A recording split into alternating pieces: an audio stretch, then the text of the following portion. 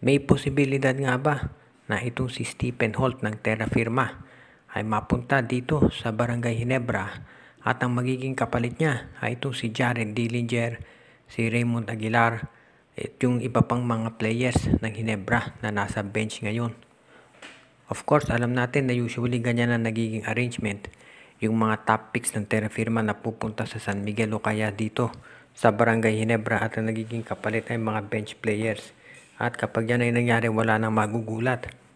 Of course, may posibilidad na baka hindi aprubahan kaagad-agad itong Dillinger and Aguilar for Stephen Holt dahil baka sabihin masyadong lopsided. So baka magdagdag pa sila ng iba pang players o di kaya naman mga future first round picks. Alam natin ganyan ang ginawa ng San Miguel Beer noon para makuha itong si CJ Perez at itong si Christian Stan Hardinger dati doon sa Terra Firma Jeep. Kia papangalan nila noon o Colombian Jeep. At ngayon malamang sa Ginebra ganyan din ang mangyayari. Pero hindi ito mangyayari ngayong conference dahil gusto syempre ng Barangay Ginebra na tignan muna kung ano ba ang magiging laro nitong si Stephen Holt.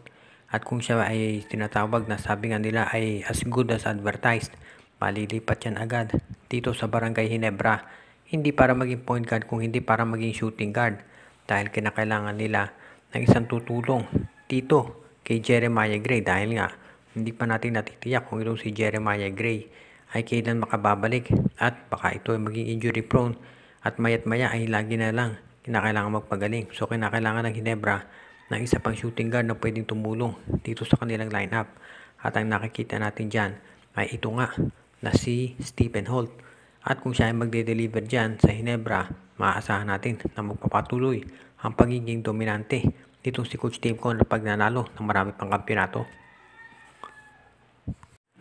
Wala na sigurong magugulat dito sa balitang ito na ito raw si San Miguel Beer Coach George Gallant ay namumblema ngayon kung paano i-handle yung rotation ng San Miguel sa pagdating nitong si Jeron Teng.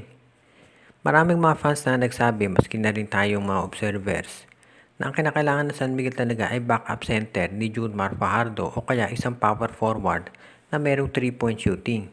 Hindi na nila kinakailangan pa ng guards at wings dahil puno na sila. Pero ang nangyari, nadagdag sa kanila, ito si Jeron Teng. So ngayon, ang problema, paano mo ilalagay sa rotation ang player na ito? Itong si Teng, pwede siya na maglaro na shooting guard o kaya small forward. Pero set na kasi yung rotation dyan ng San Miguel. Dito sa shooting guard, of course, si CJ Perez at si Jericho Cruz. At pagdating naman dito sa small forward, si Marcio Lassiter at si Alin Bulanadi.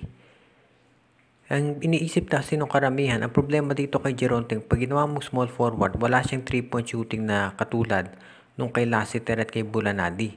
Dahil yan ang kinakailangan syempre ngayon. Kung kayo nanonood man sa NBA o kaya sa PBA, very important na ang 3-point shooting. So kinakailangan tignan natin kung anong gagawin dito ng San Miguel Beer. At pangalawa doon sa shooting guard naman, maganda na kasi yung palitan nito si CJ Perez at Jericho Cruz. Kita naman natin maganda yung production ng dalawa.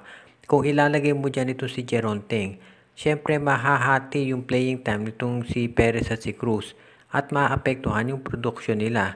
Dahil kinakailangan bigyan syempre ng marami ring minuto ito si Teng para magkaroon siya ng chance na masanay dito sa rotation ng San Miguel Beer.